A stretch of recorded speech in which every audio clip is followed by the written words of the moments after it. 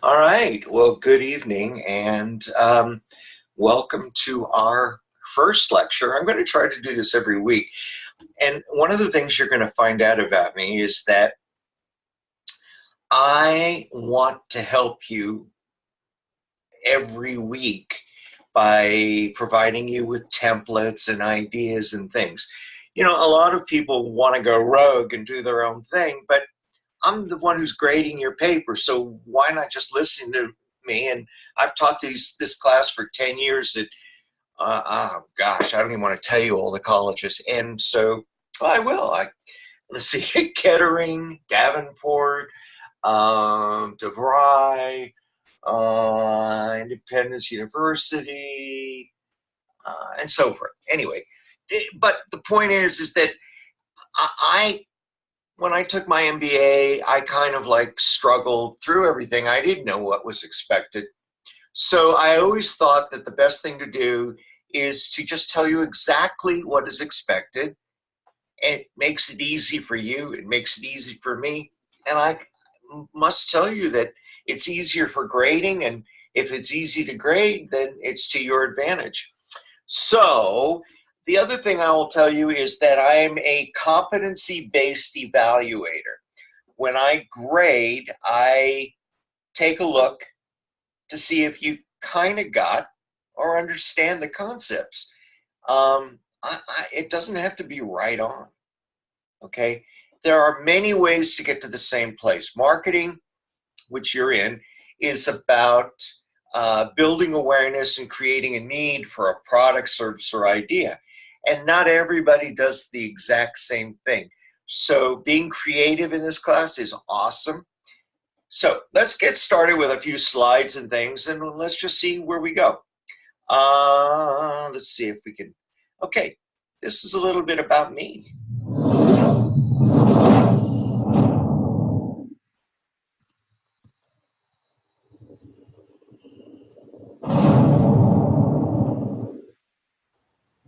I was the executive director of marketing for Universal Pictures for over 20 years. And at Universal, I worked on the marketing of over 400 feature films, including E.T., Jurassic Park, Back to the Future, Schindler's List, The Grinch, and A Beautiful Mind. I worked with Steven Spielberg. Oop, well, that was cute. Let's try that again. Sorry. Let's see if I can. I was the executive director of marketing for Universal Pictures for over 20 years. And at Universal, I worked on the marketing of over 400 feature films, including E.T., Jurassic Park, Back to the Future, Schindler's List, The Grinch, and A Beautiful Mind. I worked with Steven Spielberg and Ron Howard on the marketing of their films. I was the executive vice president of sales and marketing for Design Forum. I was also director of marketing US, Europe, Middle East, and Asia for Zytec Systems. I am a full-time, activity-based, student-centric online instructor. I have an undergraduate degree in communications from California State University at Northridge. I have an MBA from Aspen University in Denver, Colorado. I'm an award-winning underwater photographer, and I play and collect American-made electric guitars. Professor Shams, I love your class and your teaching techniques because you make learning interesting. I let the school know how fantastic you are and how honored I felt to be in your class. I told them how impressed I was with the school that they were able to get you. Thank you so much for everything you do for your students.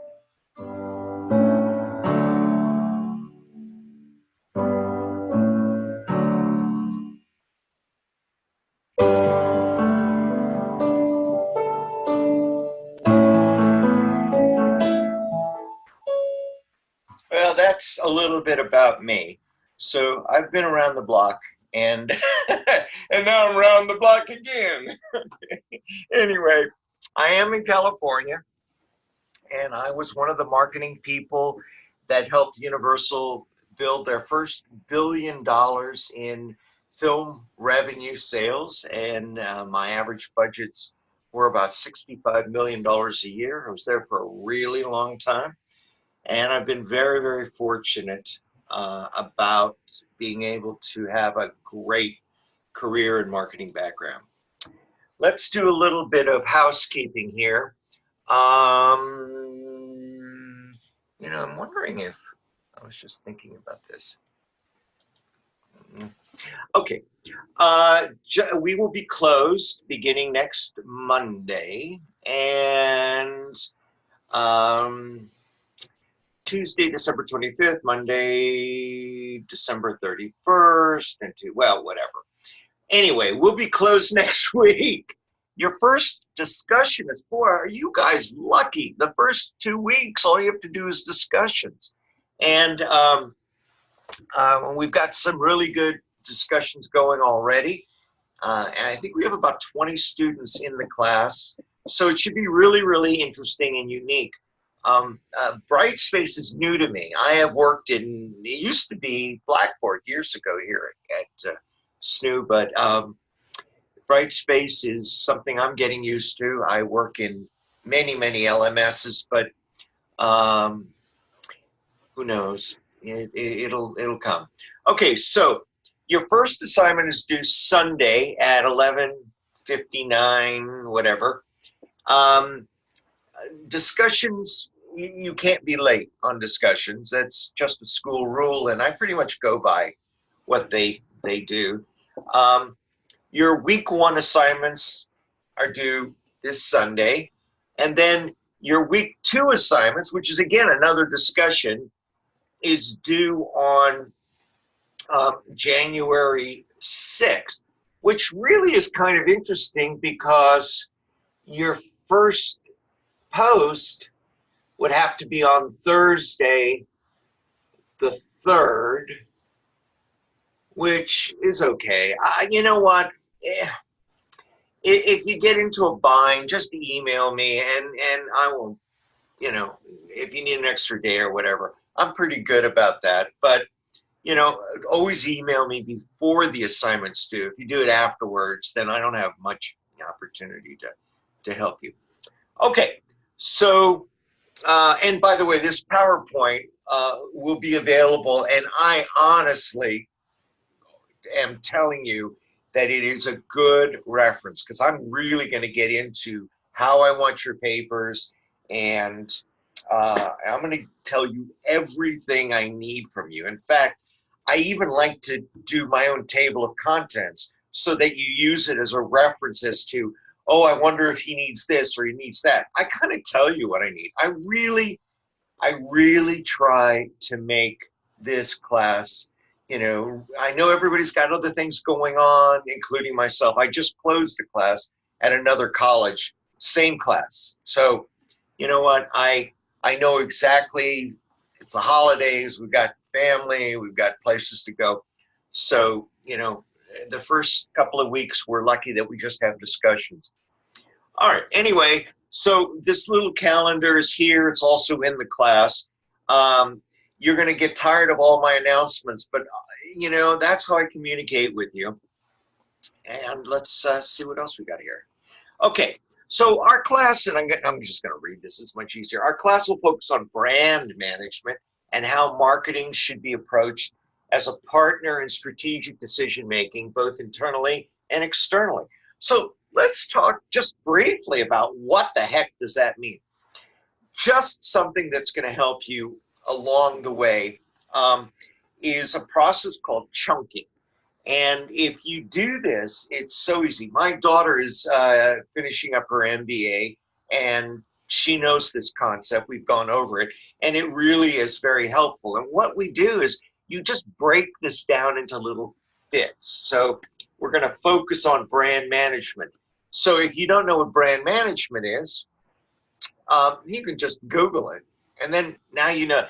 And marketing, we know about marketing. And marketing is about, real simple, building awareness, making people aware that you have a product, and creating a need for that or a want. A need is consistent with air and, you know, food and clothing and shelter. And a want is primarily something that you want, but you could live without. And then, you know, obviously there's all this peer pressure, and we've got all kinds of stuff happening that motivates us to want to buy stuff. There is always a reason, and in doing research, there's all kinds of concepts. Why do we buy stuff? Maybe in some of the lectures down the road, I'm going to actually tell you why we buy stuff and how you could put up that big, like bubble around you. I also have a book that you can get on my website that's just a portion of it, which talks a little bit about it. It was written in 2010, but it's still pretty valid. In 2010, social media was coming on board. I may, again, don't hold me to it, towards the end, my daughter is a director of influencer marketing, and I may have her come in and talk a little bit about what she does. And she's, works on a lot of brands. Okay, so what is a brand? I mean, let's just break it down. I mean, because you may not know. A brand, there's a difference between a brand and a product. Okay, so a brand would be like Nike, and their product is shoes. And that's kind of how this paper is going to come about. So you're going to pick a brand and you're going to sort of work through. Again, I'm going to talk more about it, but you're going to hear me repeat things a lot because I'm big on repetition. Repetition. Communication. And that is to keep your paper simple and without you going nuts, because I don't want to see you like writing 150 pages. You're not going to write a book. If you take a company like Disney, and we'll go through it again, Disney has so many strategic business units. In this kind of a paper, you're going to need to write about every strategic business unit. So what I'm going to ask you to do is take your brand that you're going to deal with and just select one of their products, okay? And we'll go over it in a minute. Remember, a service is also a product, but a service is intangible. You can't hold it in your hand. The other, a product, a physical product, is tangible. And as we move on here, and should be approached as a partner in strategic decision making. Okay, so when we talk about strategic decisions, you see how I'm breaking it down? Strategy. What is it we want to do? Okay.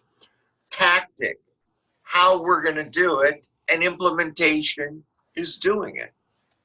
So both internally and externally, and you'll get into that when you do the SWOT analysis, which is your strengths, your weaknesses, your opportunities and threats. I will give you all kinds of little things to help you understand what each one of those are. And so there's really not a lot you need to do right now, but focus on what I'm going over today in the class. And I think, you've got a really good head start. You actually don't need to be writing anything until week 3, but I wouldn't wait. I would start looking ahead all the way. I don't know if I'd go past week 3, but I would start collecting resources and things like that. Again, we'll go through everything. When we study strategic positioning, and then we talk about this marketing opportunities, this is actually called the marketing mix, and that's the pricing strategies. Oh, I'm sorry, that's not true. Marketing opportunities, your pricing strategy, which could be your marketing mix, because the marketing mix consists of product, price, place, and promotion. So your product is Nike. And it could be the brand, Nike shoes. Okay. The place, where do we sell them? We sell them at Walmart. How much are they? $39.95. And promotion. How do we tell people about it? How do we build awareness? There are many ways to get to the same place, but in the case of, say, Walmart, they may have a flyer that goes out and they may show the product in the flyer. Or we have also, we have brand champions, people who run around and wear the product. There's a great book called The Tipping Point. If you haven't read it and you have nothing else to do, there you go. I teach doctors marketing, by the way. These are all medical students and doctors, and it's very unusual because they're in the Caribbean and they're in med school. I mean, if you can imagine, and they're getting an MBA on top of it. But their job is to fill beds in a hospital, if you think about it. And one of my students said, "Well, why do I need this stuff?" Actually, he said, "Why do I need this crap?" And and I said, "Are you going to ever apply for a job anywhere?" And he said, "Yeah." And I said, "Then you need this crap." He said, "What do you mean?" Indignant as the conversation got. I said, "Well, consider yourself as the product. Consider the place you want to work, the place. Consider how much money you want, and then consider the promotion getting your prospective employer to engage you, to even know about you." And he thought about it for a few minutes and he went, "Wow, I wished I thought about that." He said, "I probably have gone to so many different jobs and, I never thought how much control I really have." And so promotion could be a resume, could be a website. Again, there's a lot of stuff. If you really have some concepts and you're going for a job or something like that, and you want to talk to me about it, I'm not going to tell you how to necessarily, what you should do, but I certainly can give you some ideas of things I did. And I've done some pretty crazy stuff, and I've taught some people some pretty crazy things. I have quite a few successful people that come back and, that are quite, happy with the fact that I'm so open and transparent about this. So we actually have 11 people on board here so far. I guess they're on the phones and such. I will tell you this. I am as fair as they come. As far as grading goes, I am more liberal than anything. If you challenge a grade, be prepared for that grade to either go up or that grade to go down. So just remember, you challenge it and I can come back and say, "Okay, now let me explain why you got that grade in many, many words." And, you better know your stuff because, it does, everything is modifiable in this class. Okay. And please think in those terms as it is in marketing. Somebody came up to me once and said, my first name is Phil. Phil, you just spent $17 million in newspaper on the Academy campaign for the film A Beautiful Mind. What happens if you spent all that money and it didn't work? And I looked at them and I said, "You try something else." Everything is modifiable, and every day I learn something, and I hope to share whatever I can. I know you're going to get a myriad of announcements and little tips and trips and traps. Use what you need, but it's for you. It's not for me. I'm here for you. Okay. I'm here because I want to be. I've got all my degrees already. I'm here because I made a pact with the universe to give as much back, and that's why I'm here. Okay. We will study strategic positioning. Why do we put things, market opportunities, pricing strategies? Why do we price it at $10 as opposed to $19? We'll go into that later. I'll tell you about those cake pop commercials and how they scam people. Here's the SWOT analysis, which we'll be doing this session. product, price, place, and promotion, which is the marketing mix. And also that could be used in helping you get a job. And we'll talk about, there'll be decision-making focus, problematic themes of globalization. When we talk about globalization, we talk about the world. Now that we have the World Wide Web, you would be surprised how many people buy products from other countries, or how we buy products from other countries. You go on eBay. eBay to me is like, it's like a catalog for Chinese products, so, oh, here's a great story that somebody told me about that. They said that they just put in 150 Walmarts in China. And could you imagine the people in China like walking down the aisles and go, wait a minute, I made that, and I made that, and I made that. So anyway, I just thought it was pretty funny. Okay, enough of that. By the end of the session, you will be able to evaluate branding strategies. Okay, how do we brand products? By applying appropriate marketing and management analysis. If you may go, you may think to yourself, oh my gosh, this is so hard. It's really not. It's really not. It's just, you're just not familiar with these terms. And once you get the terms, they'll be with you and you'll start to understand. Defend target market choices. I'll go over a whole thing on that about how we target and how we segment. Segmenting is taking the population and breaking it into tiny little pieces. Think in terms of an orange. Do you ever slice an orange in half and you see all those little segments? Well, if you consider each one of those segments a target, it could be an individual age, what the demographic is. And you may know a lot of this stuff. So, I don't really know what everybody's, absorption rates are and how much you've ingested in your previous classes, but you'll assess the strengths and weaknesses of organizations. Very important, but that's your SWOT analysis.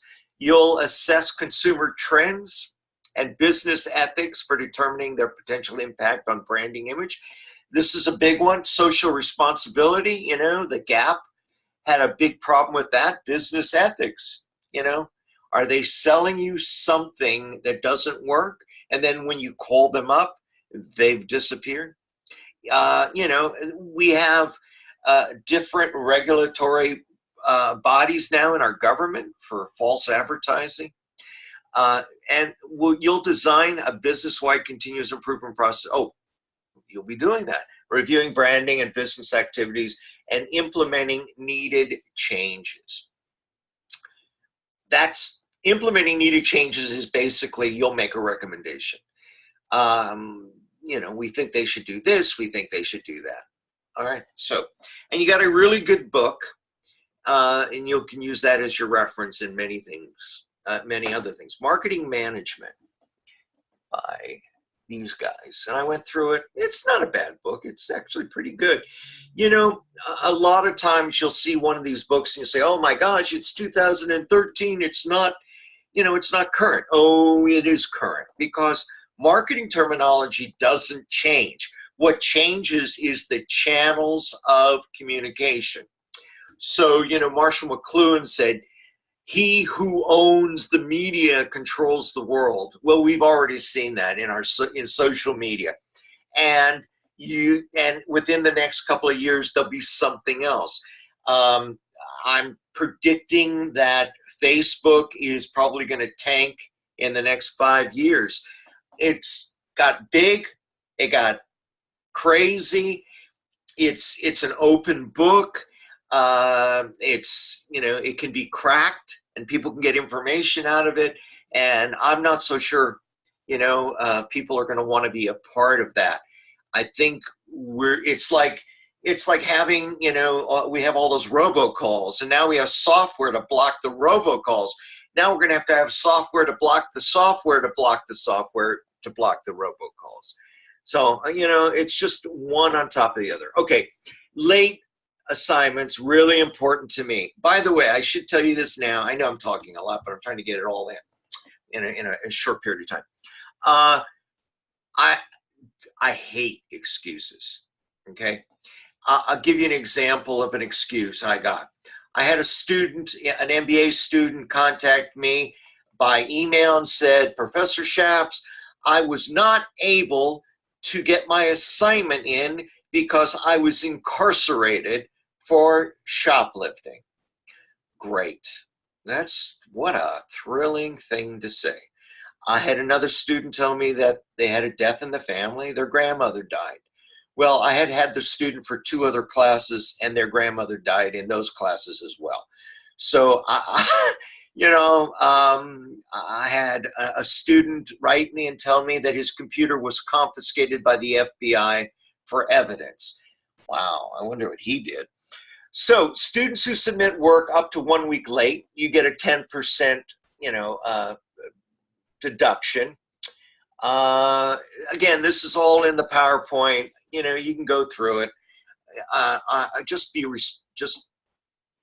hope you'll be responsible enough to read through everything.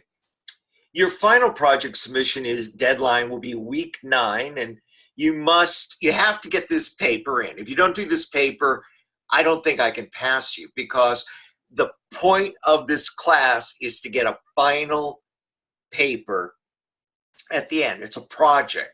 So if you don't submit a final project, it means you can't pass the class. So I don't know what the rules are now, because it's been a while, whether you get an incomplete or you get a fail or whatever.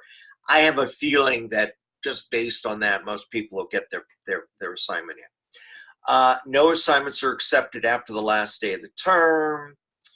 And if you have any specific questions, just email me. Okay. A lot of students come up to me and they say, gosh, there is so much to know about this class and all this. I hear this whining. Oh, the whiners. Oh my, I can't do it. I'm so upset. You can do it. You can do anything you want. I don't buy that. So to start off our little lecture, and we've been talking, obviously it's just a one-way situation right now. I call this Web 1.0. I'd like to actually teach you everything there is to know about marketing concepts in 2 minutes. So I hope you enjoy this as much as I did. Marketing concepts in 2 minutes. You see a gorgeous girl at a party, you go up to her and say, I'm very rich, marry me. That is direct marketing. You are at a party with a bunch of friends and see a gorgeous girl. One of your friends goes up to her and pointing at you says, he's very rich, marry him. That is advertising. You see a gorgeous girl at a party. You go up to her and get her telephone number. The next day you call and say, hi, I'm very rich, marry me. That is telemarketing. You are at a party and see a gorgeous girl. You get up and straighten your tie. You walk up to her and pour her a drink. You open the door of the car for her, pick up her bag after she drops it, offer her a ride, and then say, by the way, I'm rich. Will you marry me? That is public relations. You are at a party and see a gorgeous girl. She walks up to you and says, you are very rich. Can you marry me? That is brand recognition. You see a gorgeous girl at a party. You go up to her and say, I'm very rich, marry me. She gives you a nice hard slap on your face. That is customer feedback. You see a gorgeous girl at a party. You go up to her and say, I am very rich, marry me. And she introduces you to her husband. That is demand and supply gap. You see a gorgeous girl at a party. You go up to her, and before you say anything, another person come and tell her, I'm rich, will you marry me? And she goes with them. That is competition eating into your market share. You see a gorgeous girl at a party, you go up to her, and before you say, I am rich, marry me, your wife arrives. That is restriction for entering new markets. Okay, you now could pass the class. Oh, we don't want to do that. Wow.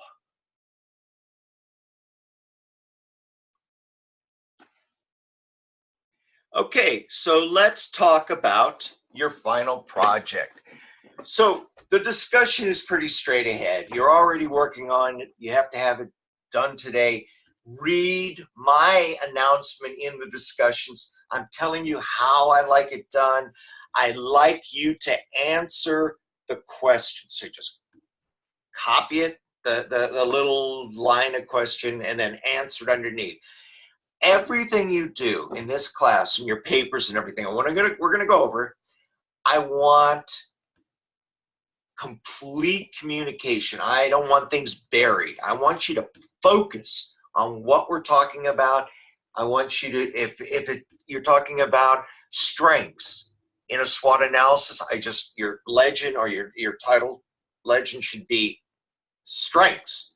And then you answer basically, give me your information. We'll go into more of that. Let's talk about this stuff. So for the final project, you will develop a business plan for the product, service, or other business idea that you began conceptualizing, oh, that's a good word, in the previous MBA 515 Business Environment, Innovation, and Entrepreneurship course. The project content will be covered in all material in each of the modules. So you'll start, your first paper is due in Module 3. Next week, you're going to have a discussion again. If needed, you may change your product idea in Module 2, and we'll go into that, and I'll tell you why. The project idea that you choose should be researchable and have a reasonable amount of publicity available. Amount of publicity available information. Okay, that's fair. Okay, now, you can do it the hard way, or you can do it the easy way. If it was me, I would say I have the coolest professor in the world. He's like telling me how to make this the easiest assignment so that I'm not sweating bullets, that, I have to work, I have other classes, I have this and that. So he's really focusing my paper in the direction he's targeting what I need to do, okay?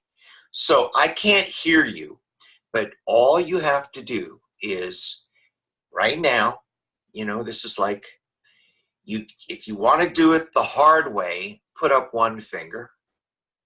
And if you want to do it the easy way, put up two fingers. Okay, so the easy way, one. Good job, everybody, because I think that was the best thing you could do. If you're going to use the product, service, or other business idea that you began conceptualizing, there it is, I knew it was coming, in the previous MBA class, then email me what that is and why you chose it. Now, I'm going to show you, since I didn't receive a lot of emails, I'm giving you an opportunity to either change it or stick with it, but let me explain the easiest way to do this, okay? Now, I'm going to stress this again. I have taught this for 10 years. I have written classes. My total process is to make things easy for students so that they get something out of it, and it's just not like all this cramming, I got to do this and this. Okay, let me go over what my thoughts are. The easiest project companies will be those that manufacture products. Don't use a nonprofit company. Don't use a service-oriented company. For example, Walmart is not a good choice because they are a channel for product distribution. They don't make anything, really. Well, they do, but you're not going to find a whole lot of information on that. Avoid a company that falls under the top 100 Fortune 500 companies. The bigger the company, the easier it will be for you to find information about the company and products.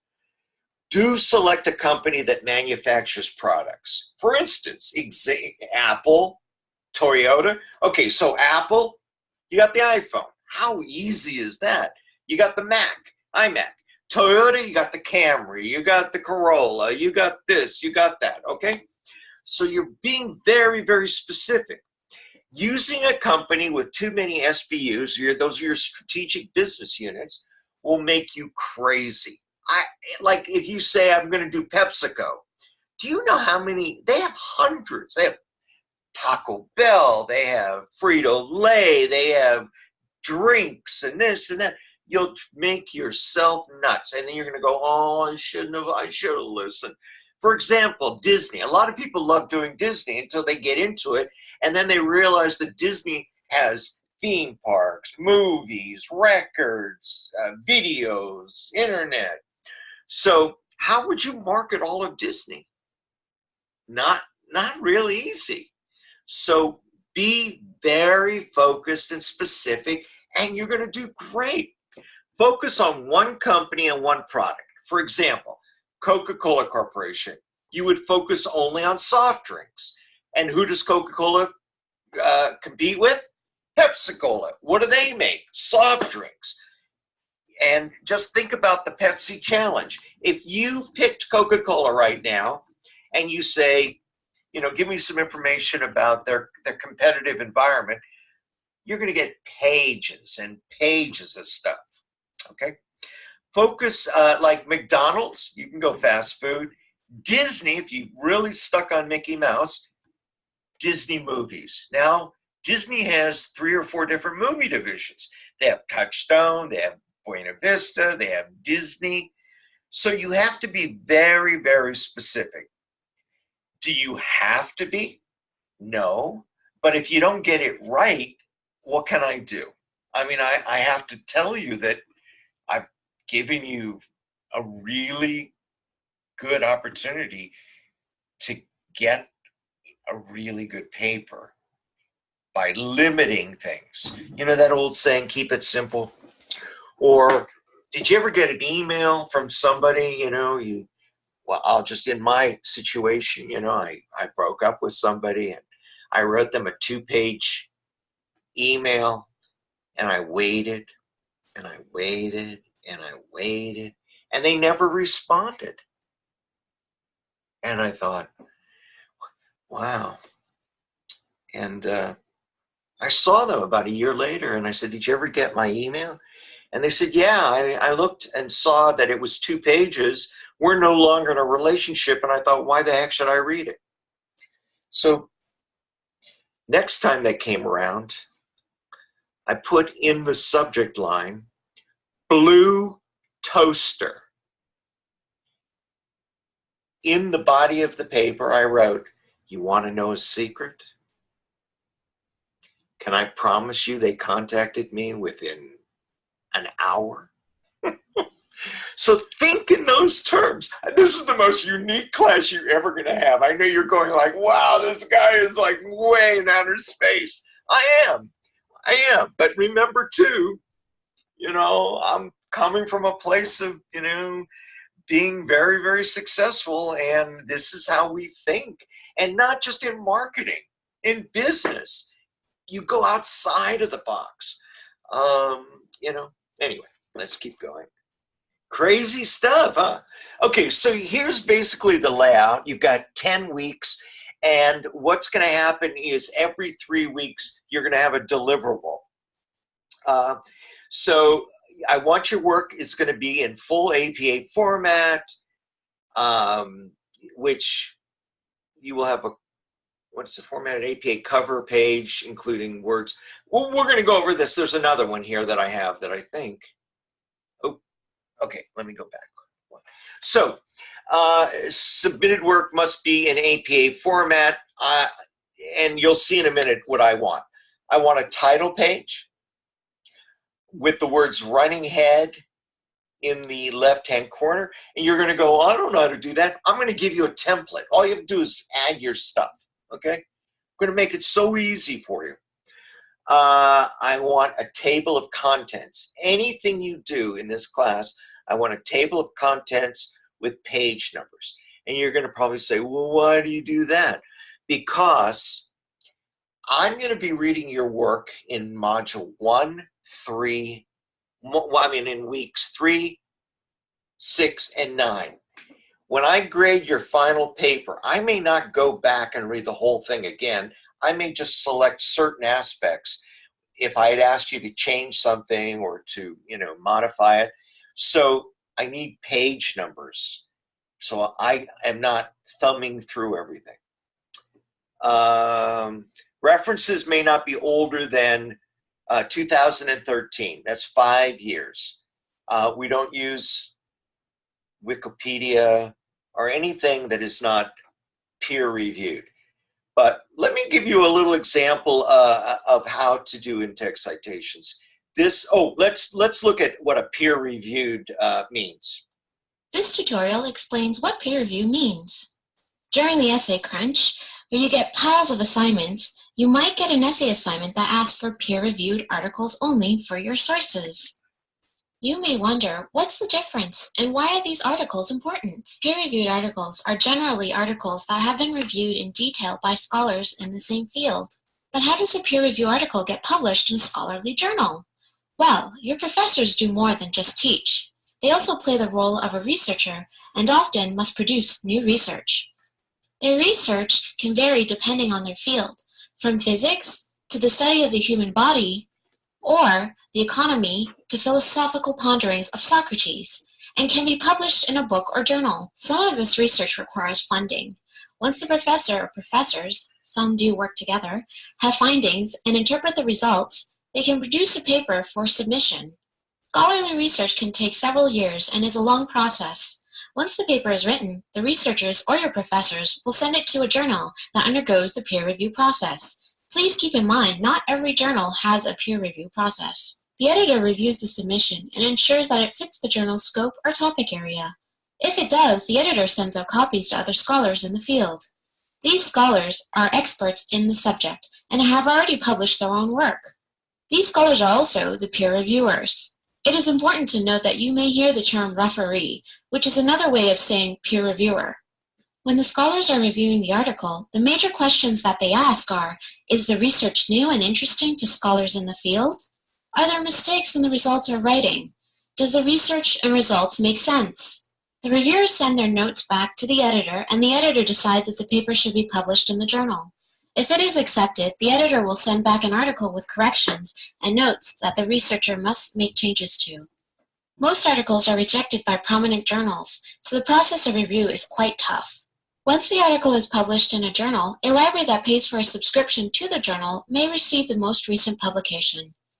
If you need more help in understanding peer review or research, please visit the Learning Commons. So you're in your process. I know the first thing is I'm going to get like emails. Do we really have to do this? And where do I find it? Okay, this is a research class. Okay, so remember that. You're going to have to do a little research. And no, not every resource has to be peer reviewed as long as you defend the information. And I'll give you an example.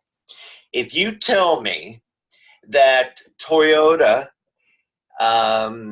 makes Camrys that are green, yellow, blue, pink, and chartreuse, and then go on again, how do I know that? That's an observation, but you have to make an observation based on what? Well, you can say, I was standing in the lot and I looked at the colors that were available and there was a blue, green, yellow. So that's a valid argument.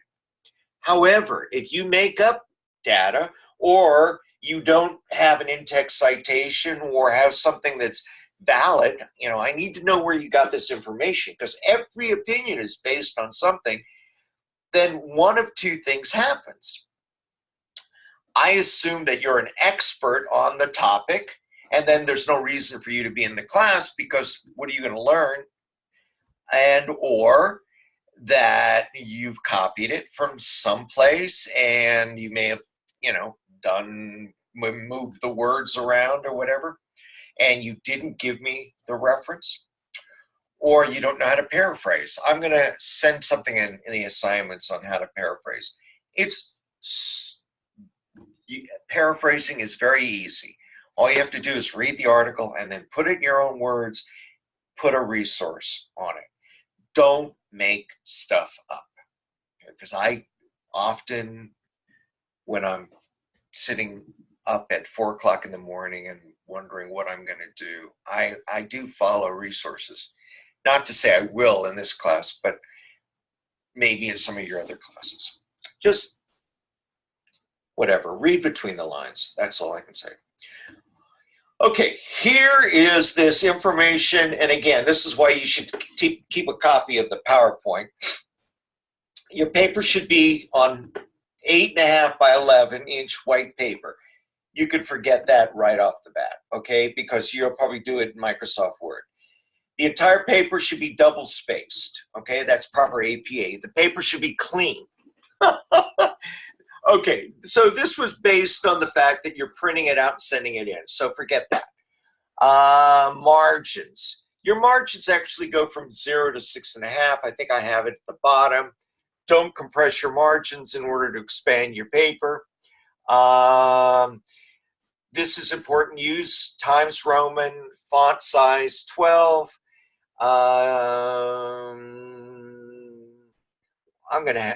You'll get an idea. I mean, this is like kind of like just, you've been doing papers forever. Every paper in this class will have a title page, table of contents, an introduction, conclusion, and reference page. I really don't like abstracts. So if you want to do one, that's fine, but you don't need it until the end of the class. But I don't really care. I would avoid doing an abstract in a research paper like this because you're going to have an introduction. But I could be talking, you have to depend the way you work. Okay, I don't want to usurp my authority over you. Just say, this is the way I'd like to do it. I want to put an abstract. Great, do it. Do not embed graphics or large amounts of data, not date, in the paper.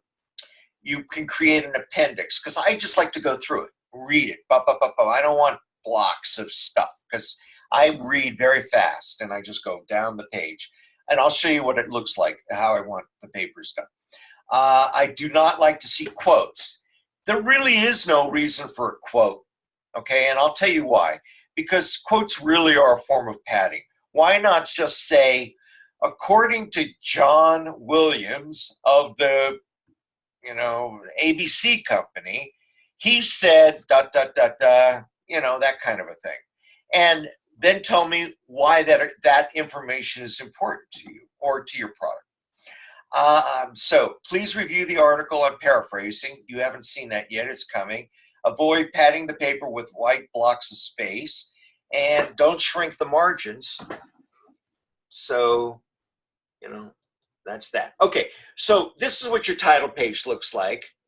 Really simple. I'm going to send you a template. It's already done. All you have to do is type your stuff in there. Here, I'll show you what your paper will look something like this. Okay, so you have your title page, you have your table of contents. Notice how the writing is. Very contiguous, very tight, but it's broken up with topics.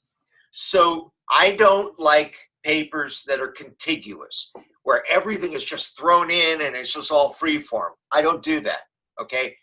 I like everything so that I can keep track of the fact that you have covered the topic, that you have focused on the topic, okay? And it makes it so much easier, because melding all of this information from one thing to another, it can get really complicated. I have had students forget to do the threats in a SWOT analysis. How can you forget it when you know that you have your strengths, your weaknesses, your opportunities, and threats in topics, and you just add the information that you need? Okay, so about in-text citations, 3 minutes. The following is a brief tutorial that covers the basics about in-text citations, including why they're used, how they're used, and when they're used. But first, it's important to know why we use in-text citations. It's simple. In-text citations give the reader, your audience, a trail to follow to find where you found the information you're borrowing. So let's go ahead and follow the trail. This is a paraphrase from a paper I'm working on, and this is the in-text citation for it. If the readers wanted more information from the source I just used in my paper, the information in the in-text citation gives them enough information to get them to the source listed in the Works Cited page.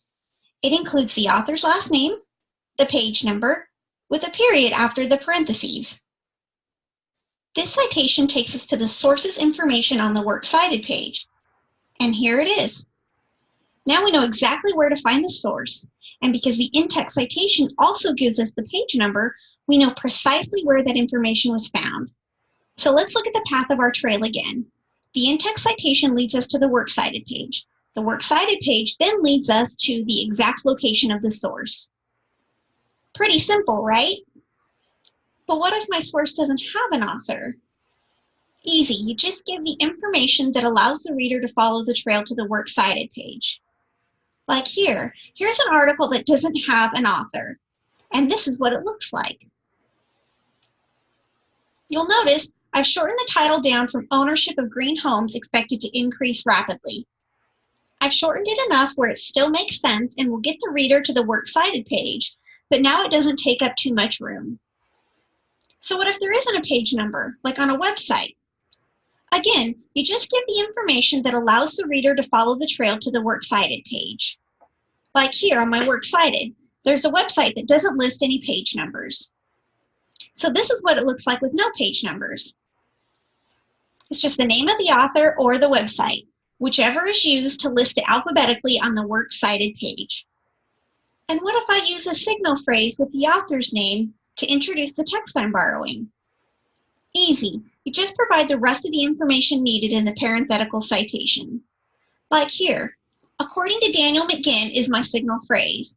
And since I've already provided the author's name, I don't need to include it in the citation. Like here, I've only included the page number. And here's a free tip about signal phrases. The first time you refer to an author, use his or her first and last name. Anytime after that, just use the last name. So how do in-text citations work when I'm using a direct quotation? Well, all the same rules apply, but you'll also want to add quotation marks. For example, you'll notice that the quotation marks are used to enclose the borrowed words, and the period goes after the parentheses. So how do you know when you need to use in-text citations? Use in-text citations when you summarize, paraphrase, or directly quote someone else. Basically, anytime you borrow someone else's words or ideas, you need to cite it. That's it. So we've covered where, how, when, and why to use in-text citations. Good luck on your projects. All right. So your milestone one, we're not going to go over all of this, but anyway, you've got the PowerPoint. You can go over it, and you've got the video as well. This is what's due for milestone one. Here are your deliverables. It's all in the class. And you'll have one in week 3, week 5, and week 9, which is your final paper. And then you have your final project rubric. It's a lot of stuff.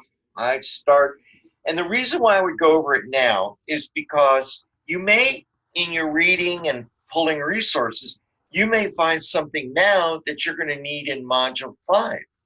So it's a good thing to kind of get an overview of what you're looking at and what you're going to need. So look at all of this. Okay.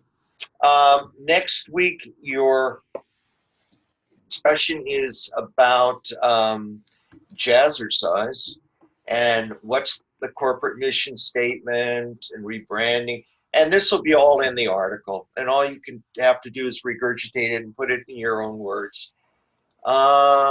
Week 2 discussion preview. I just did that. We're seeing it again. This is actually deja vu. The other one was the original one. And that's it. I'm going to open this up for questions. You can ask me anything you like about my work, about the class, about my golden doodle, Elton, who's sitting right here, and whatever you want to know. Like I said, I'm an open book. So I'm going to open this up, but please only one person talk at a time. Mute all, unmute all. Okay, does anybody have anything to say? No. Well, in that case, your first assignment's due tonight. I wish you well in this class. I am available to everybody. You could send me an email. I'm supposed to reach out to everybody individually, but you know what? Can I just say hi now? Unless you want to talk to me or you have questions about, your stuff. If you're going into marketing and you want to ask me in different areas, I'm also a publicist. I've done a lot of stuff, but if you have questions about direction to go, things that you can do now in order to prepare for your marketing career, like if you don't know Photoshop, I would get a copy of, a preliminary copy and learn Photoshop. It's really important because you're going to, PowerPoint, you're going to have to do decks on the fly, and you're going to have to do art. And business-wise, you're going to have to market yourself, and you're going to have to market your company. Imagine years ago, I remember teaching 5 years ago, I had a student who, went to the head of the company and said, I think we should use social media in building awareness for our company. This is the head guy of this big corporation. And he said, what's social media? So now social media is totally changed. Now we have what is called influencer marketing, and also we have earned media. And, some of these concepts will be, I don't know if this book is going to have it. This book is 2013. If you don't understand anything I say, just take the concept and send it to me. But just know that my guarantee is to you that I'm available, and you can ask all the questions you want. All right? Can somebody just say something? Anybody, just so I know you're out there? No?